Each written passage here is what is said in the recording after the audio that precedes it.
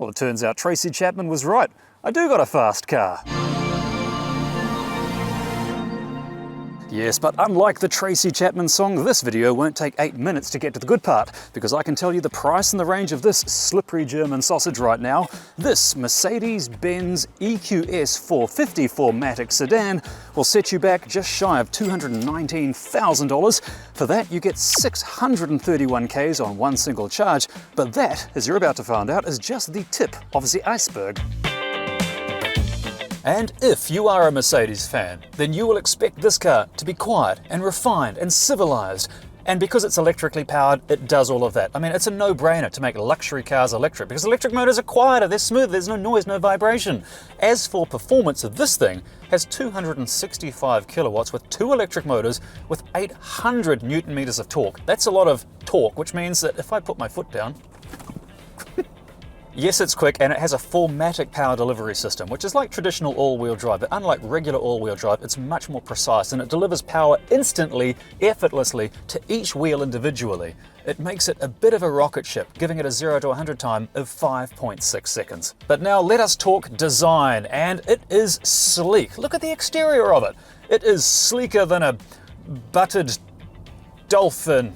All right, we'll go with that. The whole thing arcs over from the bonnet all the way to the boot. It just swishes up and over. It's so sleek, it makes the sleek Tesla Model S look like a Lada 2105. Plus, being a Mercedes, it means it's available in all the colors of the German rainbow.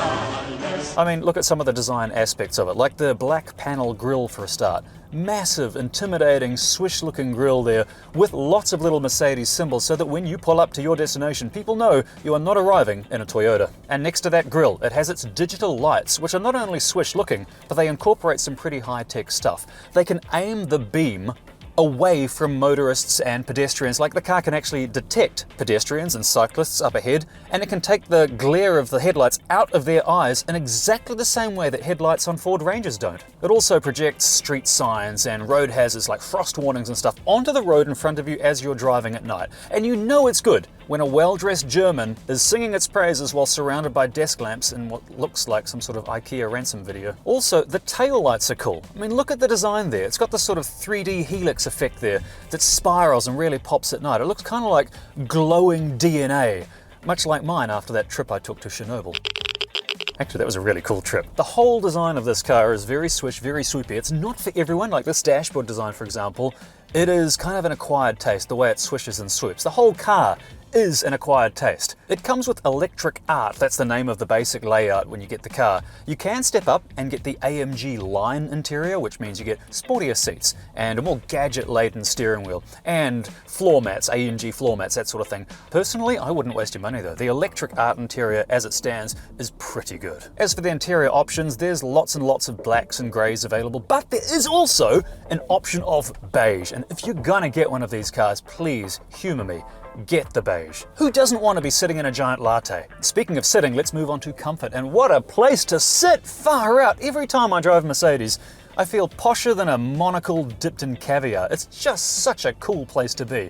And I also kind of like the fact that I'm driving a car that turns heads. I know it's narcissistic, I know it's shallow, but I'm a human being. It feels really good. Of course, it's got seated heats in both the driver's seat and the passenger seat. Both of those two front seats are also ventilated. Of course, the seats are fully adjustable. They're electronically adjustable, as you'd expect. I've got lumbar support as well here, and I've got a reasonable amount of head height. Like if I lower the seat down to its lowest setting, I'm 5'10". Look how much room there is above my head. It's stupid! You could be 7 feet tall in this car. Plus, the steering wheel is also fully coated in Nappa leather made from the finest nappies. As for accessibility, being a sedan where the seats sit on top of a battery pack, it means that you kind of slide straight into the car, slide straight out. Not like, remember Hondas from the 80s and 90s, you fall into them? This, you slide straight in and straight out. As for backseat passengers, look how much room there is there. It is stupid the amount of legroom you get, headroom you get. It's luxury. It's like a limousine back there, and that's why you're buying a Mercedes. You don't expect it to be like a hatchback, you expect it to be like a Mercedes, and it is. Plus, of course, the seats in the back are heated as well. Yes, you've got controls down there that turn on the heating and the cooling. Yes, the rear seats are also cooled. How cool is that? Literally. Plus, if you get the rear seat package, it turns it into like a first-class lounge in there. You get cup holders, you get wireless phone charging built in, you get pillows as well. They chuck pillows into the deal. Let's talk space now, and even though this is a sedan, when you open the boot, the entire back window and everything goes straight up with it, which makes it a very long boot. There's a lot of room in this car. It means that you can chuck in a pasty human scarecrow in the back there, or if you want to do the full-on mafia test, look, you can almost lie down fully in this thing. But let's move on to gadgets, which is always my favorite segment, and this car has a fair amount of them as, it's got something I'm going to mention very soon. That means going around corners is so much fun. But first, let's start with this dashboard. It's got this massive central display here. Now this model doesn't have the hyper screen, which I'm still yet to see in person. That is, as you can see from this Mercedes B-roll footage, a giant screen that swishes over. Actually, it's 3 screens hidden under a section of glass, or at least a glass-like substance, which means passengers and drivers can control all aspects of the car. It also uses artificial intelligence to determine what menus or things you might want to see on this hyper screen based on how you're driving, or if you're stuck behind an old-fashioned combustion vehicle you want to get past. It's also got smart stuff like the parking package. Look at the reversing camera system in this. It's brilliant. Fills up the screen nicely, and of course with the parking package it also does the hard part for you. Yes, it parks into nice tight spaces where you just sit there and enjoy your latte. It's fantastic. This is what luxury is. Speaking of nice tight parking spaces, this one comes with 4.5 degree four-wheel steering as standard. Yes, it parks and steers by itself into the tightest spots, and driving this with the four-wheel steering is a surreal experience. Of course, as you can see, it has Android and Apple, and it's wireless. Yep, connects to your phone wirelessly. Plus, in the center console, there is wireless phone charging. There's a cubby hole there for your phone, so you don't see it. Keeps everything nice and clean and seamless. And of course, you've also got these cool little nifty cup holders there that fold away. You've got USB charging here, you've got USB charging there. Plus, you've got USB charging here in the center console. It's insanely good how well this thing drives. Look at that, it's the back swinging out. You have to experience this. This is surreal. Of course, this BC also has a heads-up display in front of me showing me my speed and the speed zone of the road I'm in, whether the cruise control's on or not. But if you get the extra package, you can have a heads-up display with augmented reality. It shows arrows pointing you which way to go as you're approaching your intersection. If you opt for the hyperscreen as well, it also comes with a TV tuner package, which means that your passengers can enjoy the bounty of television made here in New Zealand, like Shortland Street and that other show. And if you're buying a Mercedes, you want good sound, and this comes with a 15-speaker Burmester sound system, which makes my Generation X playlist really come to life. As for city driving, as I sail around this side street, I mean, it's got the power to get up to spaces in traffic. It's got regen paddles here on the side of the steering wheel, which allow me to increase or decrease the amount of electricity going back into the battery when I decelerate. So if I take my foot off the accelerator, the regen braking kicks in. It's got sort of one pedal driving, which means you can drive most of the driving without touching the brake. Oh, crikey. I can't wait to put this thing on the open road. This is going to be a dream. Speaking of which, let's go hit the motorway and head into the countryside. And that scene transition was supposed to show me rocketing onto a fast-moving motorway, but this is Auckland, let's be honest. I'm stuck in the slow lane behind an obviously undercover police car, which is a good excuse for me to turn on the Distronic, which does sound like a Rage Against the Machine album, but no, it is Mercedes' own self-driving software. This car has level 2 autonomous driving, so by turning it on, it will do the braking, the driving, and the accelerating for me. I just got to keep my hands on the wheel, set it to a maximum of 100, which is wishful thinking, and it's going to keep the speed of the vehicle in front. Okay, so there's trucks moving in front of me, so it's automatically applying the brakes.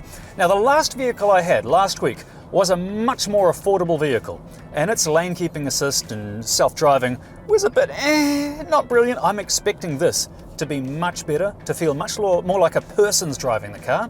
So I'm relaxing my hands now and letting it do the driving. Gosh, it's brilliant. Really is brilliant. This is staggering. So it's doing all the driving for me. Now I can just relax and do whatever Mercedes drivers do while their cars are driving themselves. Actually, if you have a Mercedes and you're watching this video, what do you do? Do you recite poetry? Do you sell stocks? What do you do? Let me know in the comments so I can live more like a Mercedes driver. Now that we're settling in for a bit of a cruise, let's talk ride quality, and it is excellent. I mean, I'm running out of adjectives to describe how good it is. It rides like a cloud. I mean, it's a sedan, and in my opinion, sedans have always ridden better than SUVs because of their low center of gravities. Although that's changing a lot because SUVs and sedans alike, now that they're running on batteries, that biggest part of their bulk, the biggest chunk of their mass is that battery pack, and it's always down low to the ground. So even SUVs now are riding really good when they're powered by batteries. And this is no excuse, this is no exception. It rides like you're on a cloud. It has airmatic suspension, so it's adjustable air suspension that responds to how I'm driving. It's monitoring what I'm doing with the steering wheel, it's monitoring the road's surface, and it responds. And it can respond almost instantly to toughen up the suspension on either part of the car, just to turn what is a giant waterbed, if you drive it like one, into suddenly a bit of a corner-hugging beast. It is just a sublime vehicle to drive.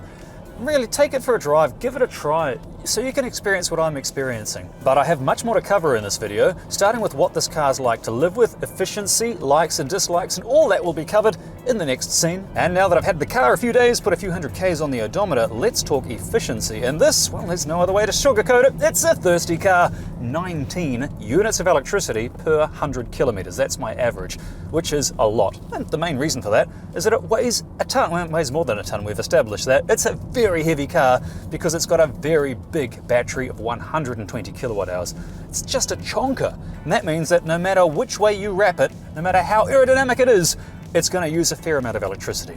But if you're on the EcoSaver plan from Ecotricity, and that's the plan I'm on, then it's not going to break the bank, because a full charge on Ecotricity electricity with this car on off-peak EcoSaver time, well, you're looking at about $18 or so, and that is a week's worth of motoring in a massive luxury car. I mean, how can you say no to that? Ecotricity.co.nz, that is the website. But now, as we approach some corners, let's chuck it into sport mode, and I should, oh, crikey. This isn't even the performance version, and it goes like mad. It's crazy. Okay, as for cornering, this is a deceptive car like many Mercedes is because it's got that mass to it, and it's got that comfortable ride. You're gonna think, as you throw it into a corner, it's gonna handle like a Cadillac on a waterbed, but no. Like, look at this. It's just brilliant. It hangs on tight.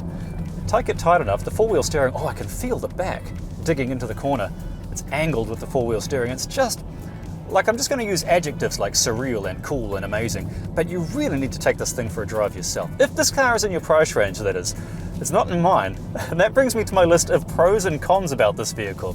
Number one is it's just ridiculously expensive. It's $219,000. That's what it starts at without all the fancy options. And let's face it, it's a Mercedes. It is priced to keep, well, let's be honest, people like me, the riffraff, out of it, because you don't want people like me spoiling the good Mercedes brand, and let's face it, I've met me, I'm trash. Another complaint is that this car has no vehicle to load adapter, and that's a device you plug into the charging port in the car. And this is a different model of car, you can see. This is a BYD, and all BYD cars come with vehicle to load adapters, and I wish this Mercedes did, because it means with this massive battery, you could run your house, your heat pump, your fridge, your toaster, your microwave, and all that for days and days and days in the event of an emergency or a power cut. It's a shame Mercedes still don't offer vehicle to load adapters.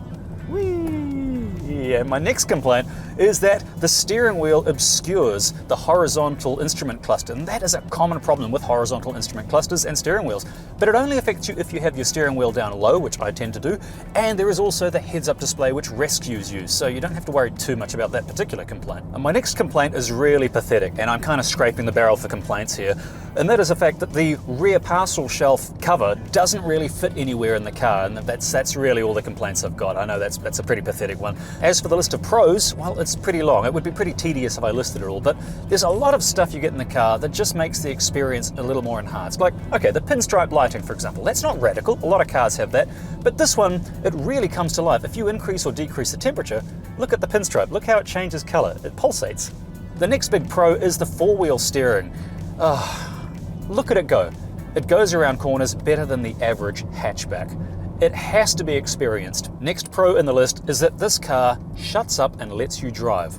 I've put hundreds of Ks on the odometer with only 1 or 2 bings and bongs. That is rare in 2024. Cars today tend to not shut up, but this Mercedes assumes, for better or worse, you know what you're doing and just lets you get on with driving. The next big pro is the quality of ride on this car. It's staggering. It's also quiet. Like, I'm on a coarse chip road, I'm doing 86 Ks an hour right now, and yet I can talk to you in a normal voice. I don't have to raise my voice at all. Can't do that with many other cars. It is just, and this is a really rubbish road as well, and it's just gliding over the bumps. It's eating them up. Another pro is that this car just has prestige. I mean, you rock on up in a Ford or a Hyundai, and these are lovely cars, and Hyundai's getting really good, but it just doesn't have the same gravitas as pulling up to the same event in a fancy big Mercedes. It's just something about it, and that's why you pay the extra money. You pay the extra money for that exclusive factor. There's also the charging speed, of course. This thing charges at a really great speed, as you will see in the Spud score, which is coming now. Performance is first, and I'm giving it 8 Spuds for its brutal torque. It may look like a manatee, but this thing goes like a swordfish. As for handling, 7 Spuds there. It's excellent in most conditions thanks to airmatic suspension, 4MATIC all-wheel drive, torque control, and in super tight corners, 4-wheel steering. It's only let down by its enormous mass. But comfort is where that mass and that long wheelbase really shines. The thing is, I've driven a lot of high-end cars, but I cannot think of any other vehicle that rides quite like this. This EQS earns 10 out of 10 potatoes. Efficiency's next, and we're coming back down to earth here. It's one of the thirstiest beasts I've driven, so 3 Spuds there, but even the biggest, thirstiest EV costs less to refuel than the most economical hatchback, so you're still winning with electric. As for gadgetry, it gets 9 Spuds. It's got everything, and it would get 10 if only it had vehicle to load. But is it good value?